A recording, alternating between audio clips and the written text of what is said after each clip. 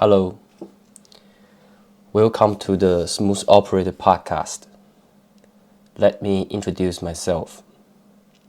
I am nobody. Who I am is not that important.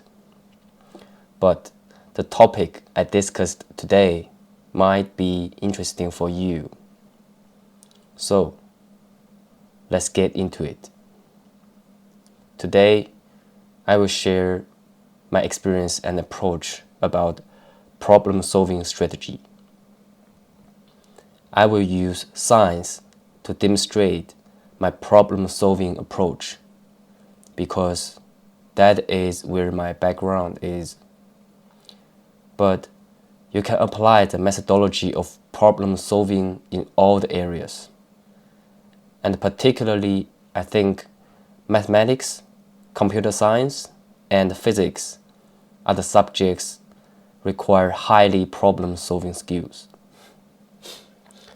So these three subjects, like logical reasoning and lots of critical thinking and analytical thinking kind of stuff, they are really stretching your brain. So how to solve the problem? That's a little bit hard if you don't have a clue, what to solve it. So let's say we are solving a particular physics problem, a particular math problem, or a software problem, like you need to build a music player, all kind of problems. What I understand and what I realized after my studies at university is that when you want to solve the problem, you have to understand the problem completely. Because most of the time we get stuck is because we haven't understand the problem properly. So if you understand the problem completely, you often will find it's very easy to get the answer. That's something really interesting. So I think Elon Musk has mentioned before that if you can frame the question properly, the answer is already there. I think that is very helpful. He's a really good problem solver. So how do we understand problem completely? What we need to do is that you take a piece of the information from the problem and trying to convert in your own words. Now, after you convert all the information of the problem, then you will have the idea to solve it. Like the physics problem, you have an object that is 50 kilograms on the ground. Only gravity applies. No other acceleration and air resistance considered. What is the force towards the ground? So you need to figure out all the information given, like 50 kilogram is mass. And it also mentioned the gravity, then use 9.81 meters per second square. So that's the acceleration for gravity. Also object on the ground and no extra accelerations, and how to put those information together in the right way to help you solve it. And here we have a very important thing, is that when you're trying to solve the problem, you need to have enough knowledge of that particular domain to understand the information given by the problem. But I will suggest don't learn a knowledge without knowing what the problem you are going to solve. Because if you do that, you'll learn the tools and don't know why they matter.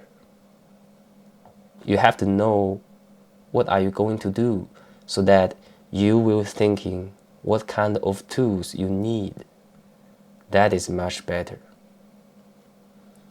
Once you know the problem and you know you need some domain knowledge, you probably will need a textbook or YouTube video to mastering that knowledge.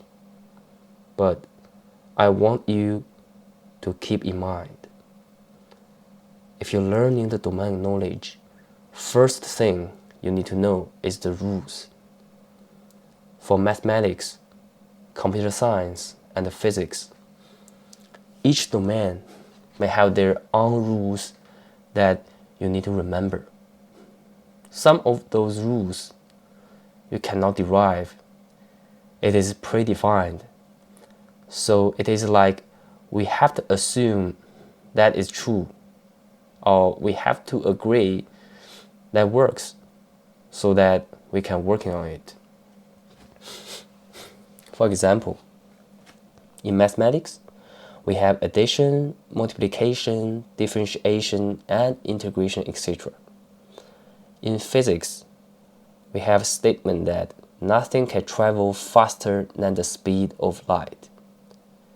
In computer science, bit is the smallest unit of data that a digital computer can store, etc. And also lots of the rules in those areas are derived from those predefined rules or from empirical observation, like second law of thermodynamics stuff. Even in the Old Testament, God gave 10 commandments, so it's 10 rules you need to obey. So you can see you need to really learn the rules well and give it a little bit more thought, like under what condition you can apply in the rule. In this stage, you will want to learn some domain knowledge and back to the problem, see if you are on the track.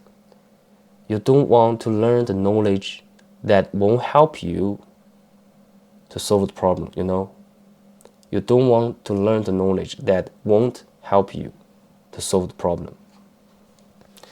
I mean, you can still learn them, but it is not efficient and you can get lost.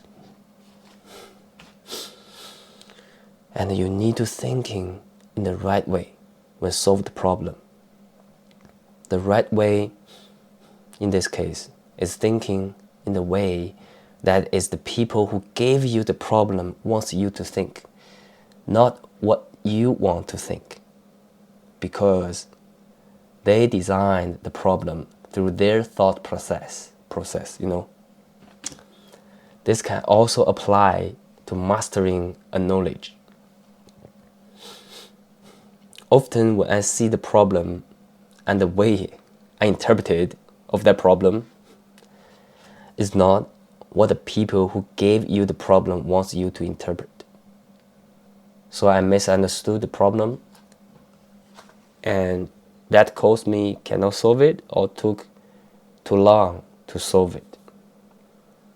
Figured out how to think in the right way is very important. So, when you look at the problem, keep the rules you learn in your mind, understanding the context of the problem. Figure out the information and the thinking in the right way. Then see what rules you can apply in this situation. There are lots of tricks you can do to help you solve or understand the problem quickly. For example, in mathematics, we have x greater than 24, and this can be interpreted as x greater than or equal to 25. You see, it's different interpretation but the same thing. So now you can convert the problem into your own words. Just recall, to solve a problem, you need to understand the problem. To understand the problem, you need to convert the information of the problem into your own words. To convert it into your own words, you need to have enough knowledge of that particular domain. Now, once you understand the problem, you can break it down into smaller components, right? Because you completely understand, you can break it down to many smaller components, and you conquer and divide, which means solve those components individually, and then you integrate together in the right way, and usually you will get the answer. And sometimes the problem is not easy. It cannot divide to smaller components like modular. It might be one component connect to another component. You have to solve them both together. So don't be linear thinking too much. What do I mean by that? Like, it's not like follow step 1, 2, 3, 4 by order. Maybe like solve step 3, 2, and 4, and 1, The order is different, so keep open mind. But no matter how that order is different, the key idea is, when do you see it as a whole, and when do you see it as individual component? That requires some wisdom through practice. Also, to keep on track, you need a big picture to avoid lost in the problem.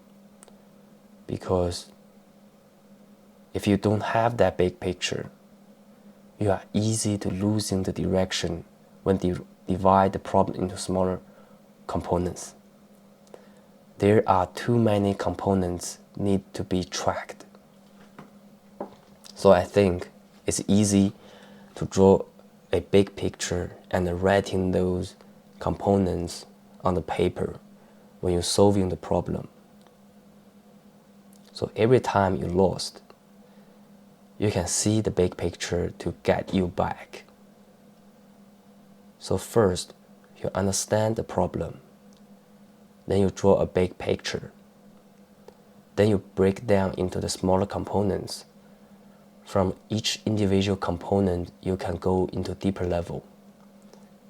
When you are solving one component, maybe not to worry others, you just solve this first and then solve the next one.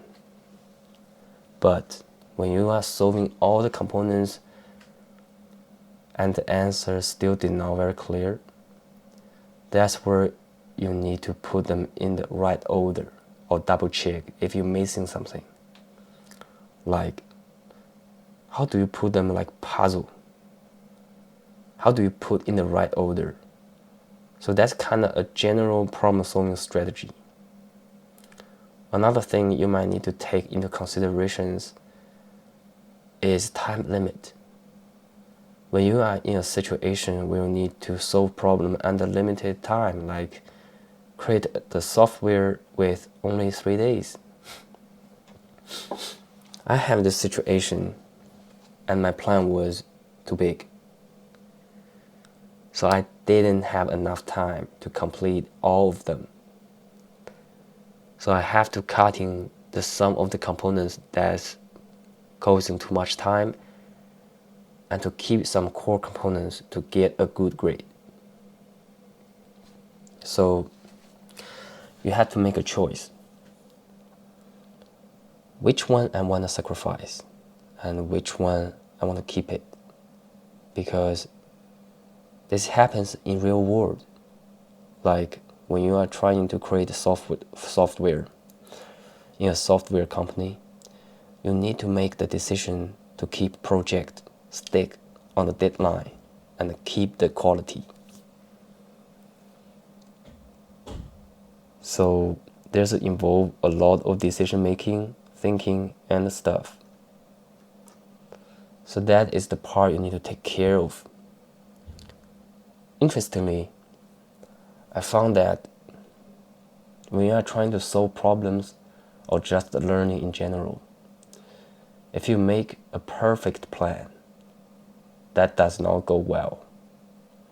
Because once you finish your big plan, when it really executed, you will find a lot of things that do not match on your plan. Then you will need to have a big change. So don't spend too much time on planning. I would suggest you use the method called excellence through execution. So I learned this from a YouTube channel and it's pretty good.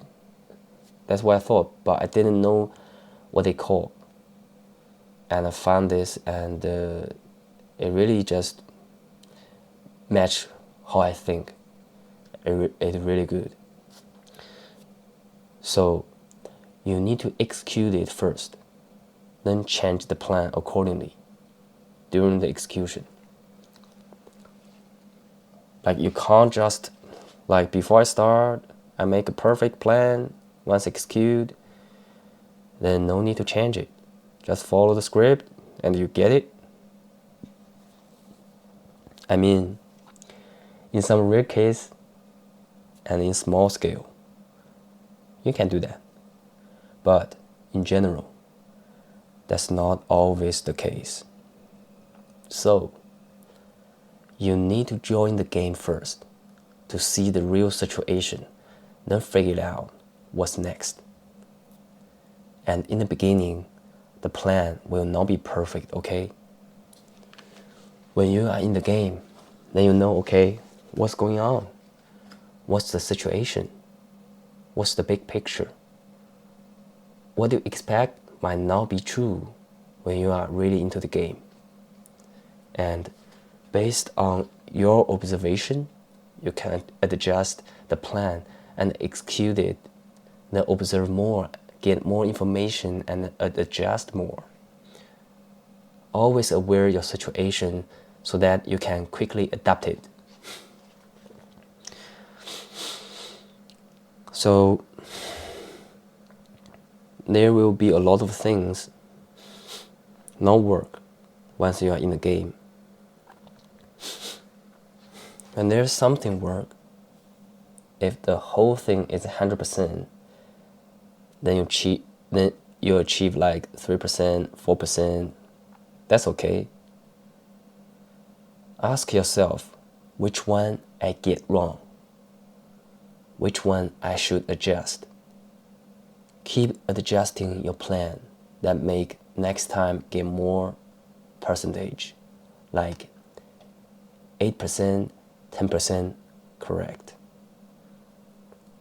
And you just keep adding up, keep execution. Through the process, you will get more understanding and more good results. Finally, you can reach that 100%. So you have to have the action. This reminds me that Jesus said, faith without works is death. Let me put a note here. So our salvation is at 100% by God's grace. Works have no contribution for salvation. So only through faith. So having action is definitely an important part of our life. So this is a problem solving in solo mode. Sometimes one person has limited ability, but if you have two or more persons working on the same problem, and you can contribute more ideas and more information. You can help each other, and that's really powerful. So I will introduce another way to solve the problem, which is group working. Let's say you have 3 people in the group solving the one problem, and you don't have a solution yet. You just sit there, three people come down and give your idea, just talking about your idea, do brainstorming. The brainstorming is very powerful. So you gave the ideas, which can be why we get stuck here, which part we stuck. For example, if you build a software and you found some function not working, the function is like something method in the code, like maybe give you example. In this case, you are doing a music player software and you say, okay, why the play button is not working? So the play button is when you click play button, it should be play music, but it's not working. Why? And the other member maybe gave you an idea, something like, because the play button does not work, so the other function get affected. And another member say, yeah, there are some codes related to the play button. Okay, now we have a clue that play button can affect other function. So the play button code can affect other function, and there are some codes useful for play button. Then you can working on more details like play button relates to how the files being processing and make a sound. When you press play button and the files in your cell phone will changing to the audio signals, and you have music from your speaker. And then, so I'm just assuming we doing this software in Android. So then you can go to the Android developer website and found API reference to see which functions relate to the play button and what's the essential code required for building this play button properly. And then now you see, you have a clue, you have a direction you can execute. And you keep doing this after solving the play button. Okay. And maybe when you discuss this in the process, someone even have a better idea, say, oh, maybe we should not do that first, If we do that first, then this one will be easier. So you see the information exchanging and inspiring each other. And then you have more and more better ideas, better clue, a better direction. It's really like in a maze, and you guys trying to optimize the path to reach the goal. So brainstorming, group working together is very, very important part if you have a study group, I think it's really important. So we talked about solving problem by yourself and in group. And also, broadly speaking, so other factors can affect the efficiency of your problem solving. Like your habit, maybe thinking pattern, or what time you get up, what's your lifestyle pattern, they might be affect your efficiency for solving the problem. So if you're not eating too much junk food and have drinking water properly and get up and exercise and have very regular pattern about your life, like not just sleep too late something. When you have stable habit, your thinking process will also be stable. It won't very easy to lost the idea while you're thinking too big. Some problems very complex, and you can get easily lost. I think those things, like having this habit and to control yourself is really like a Bible teaches us to self-control. So God put self-control there for a purpose, you know. And when we talk about mathematics, math is hard, you know. A mathematics professor gave me the idea that concepts of math, so concepts of mathematics is like a fragile chain, and they are highly dependent on each other. Few of them need to remember. Rest of them need to deduce. If you miss some concepts on that fragile chain, you can completely lost. So that's one of the interesting feature or interesting thing about studying mathematics, you know.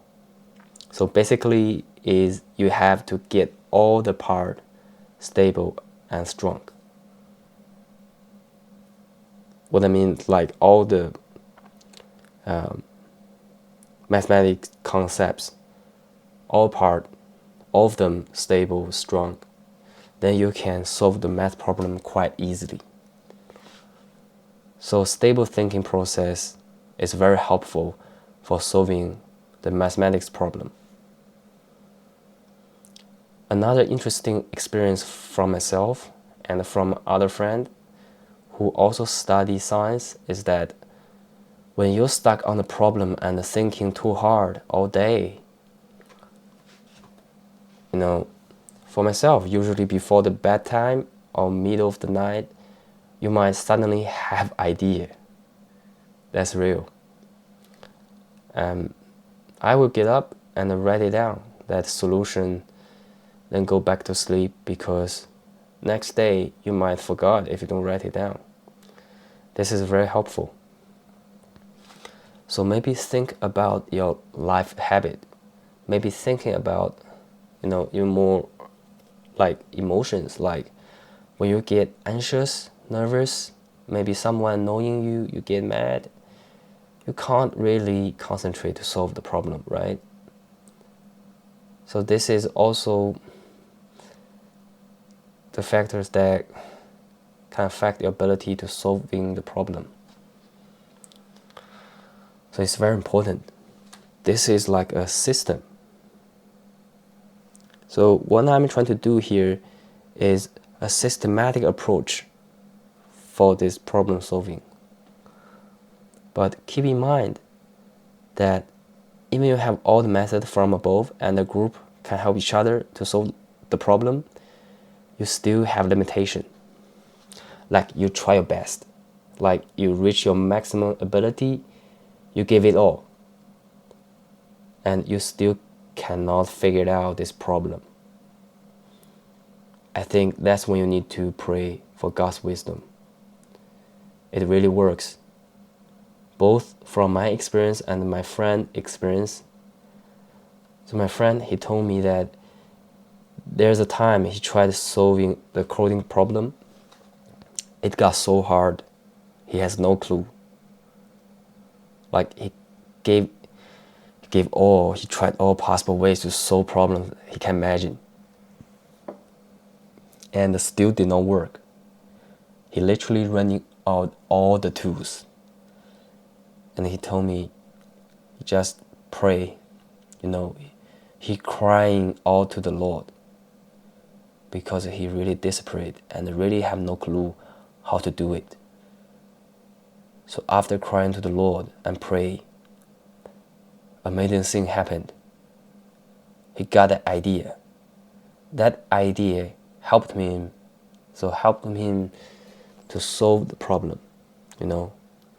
That idea helped him to solve the problem. He get it. And there's no way he can figure out that idea.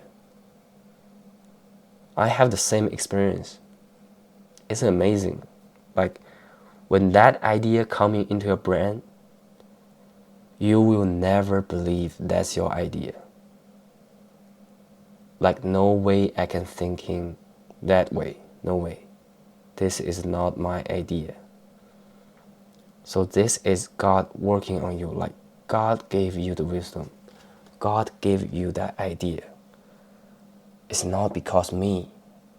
It's not because I'm smart. It is because God gave you the idea, gave you the wisdom. So the prayer is the final step. Like when you are running out all the tools, that's from my perspective. And there will be a time like God will give you what you need, but not what you want. So be patient. And yeah, it's really interesting. And it's very interesting to have this experience. Go through all the pain, all the things, all the stuff, all the journey. And in the end, you still cannot reach the goal. And you are desperate. I ask God for wisdom. Humble before the Lord. And God gave you the wisdom to reach that goal. And you just cannot give credit to yourself because this is not your idea. It's really not. God just gave you the idea. So 100% honor belongs to the Lord. 100% honor belongs to God. So the problem-solving strategy is a systematic approach and need a lot of patience and resilience. Really interesting. It's like life, This is my experience about problem-solving strategy. And if you like this podcast, please subscribe this channel. Thank you for listening. See you next time.